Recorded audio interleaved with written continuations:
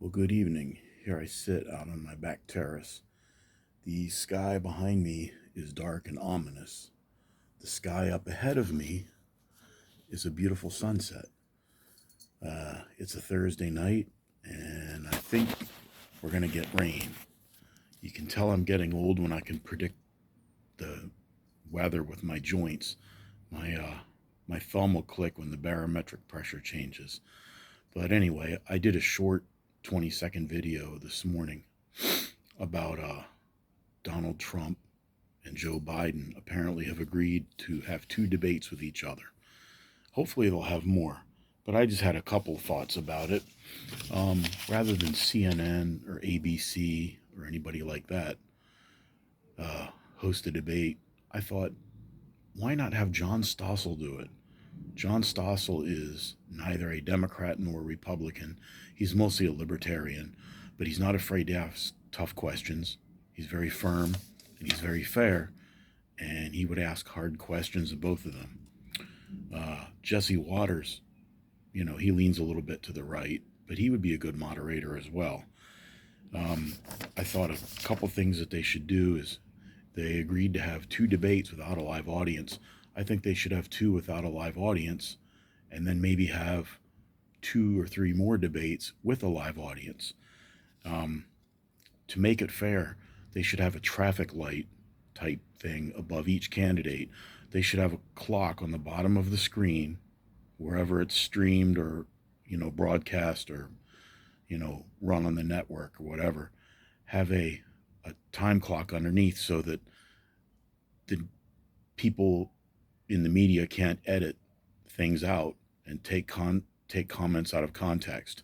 Where they'll take a 5-second clip of something somebody said and they'll say, oh, well, so and so said this, when they really were saying it, either quoting somebody else or making it as part of another statement.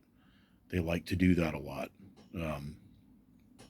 They should get rid of the ability to do that, but have a traffic light above each candidate or somewhere where they could see it and the moderator could see it.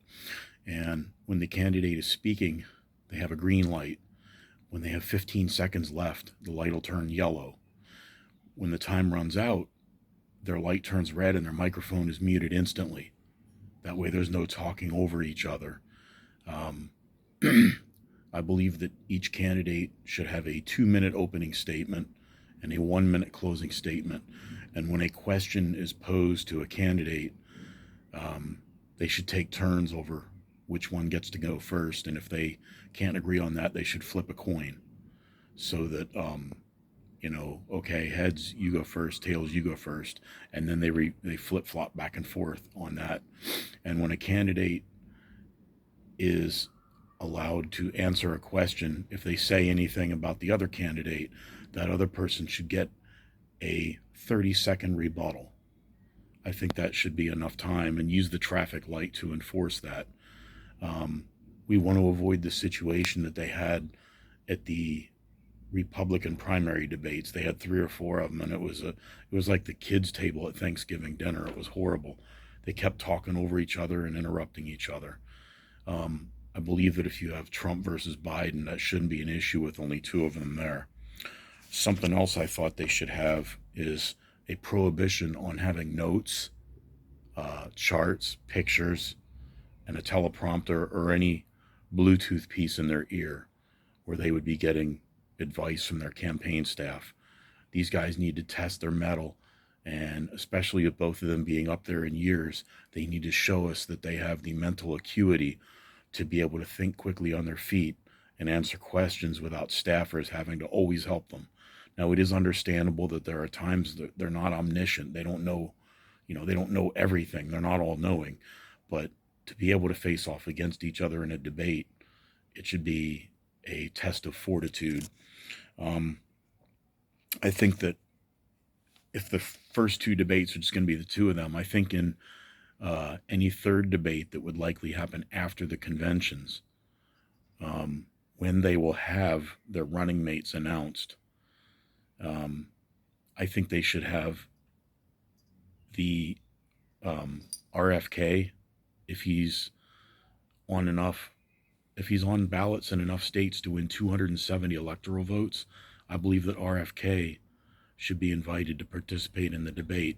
Likewise, for the Libertarian and the Green Party candidate, if they're on the ballots in enough states to win 270 electoral votes, they have every right to be included in the debate. And I know the Commission on Presidential Debates tries to exclude third parties, but you know what? Screw them. They don't need to be involved in this. The, the parties and the candidates can agree to have their own debate outside of that corrupt, you know, duopoly. Let the American people hear what the other candidates have to say, and they will either accept it or reject it. I'd love it if we had ranked choice voting, but that's not going to happen anytime soon. That's not the case right now. So we have to play the cards that we've been dealt.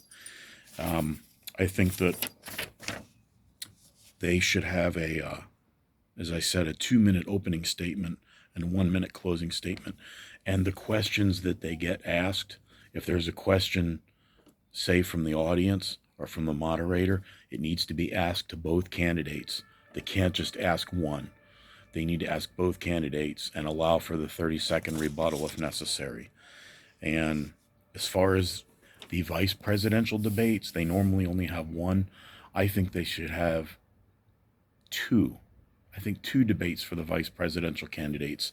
They should probably have one immediately after the conventions when they absolutely know who the people are going to be. On that note, I still think there's a possibility that the Democrat National Committee and the party apparatchiks are considering replacing Biden and Harris with somebody else. I'm not saying it's going to happen, but it is possible. They do have the superdelegates, and if they can do it to Bernie Sanders twice, they could probably do it to Joe Biden as well. Just keep that in mind. But nevertheless, suppose after the conventions, the lineup is known, the VP debates, they should have two of them. And why do I believe that, you might ask? Well, with both Trump and Biden being, they've got a lot more sand in the bottom of the hourglass than in the top, the next vice president might have to step up in the event of a president passing away or stepping down for health reasons, medical reasons, or whatnot. They might have to fill out the rest of the term as president and be able to run again in 2028. So we need to make sure it's somebody young enough to be able to do that. So that's just my thought on that. I know that Trump and RFK have both been invited to speak at the Libertarian Convention on the 25th of May, but I don't think they're really going to debate each other. I don't think the powers that be at the Libertarian Party are going to tolerate that. And Vivek Ramaswamy is supposed to be able to speak there too. That does fuel some of the speculation that he's going to be Trump's running mate. I don't know. Maybe. I don't know. My guess is still Tulsi Gabbard. I was thinking it could have been Kristi Noem too, but I'm still thinking Tulsi Gabbard. If she's not going to be the running mate, there would probably be a place for her somewhere in the Trump administration were he to win in November. I don't know. That's just my rambling on that tonight, but I posted a short about it and I wanted to get into a little more detail. So I've gone on enough. Anyway, everybody have a good night, and I think we're going to get some rain over here. Peace.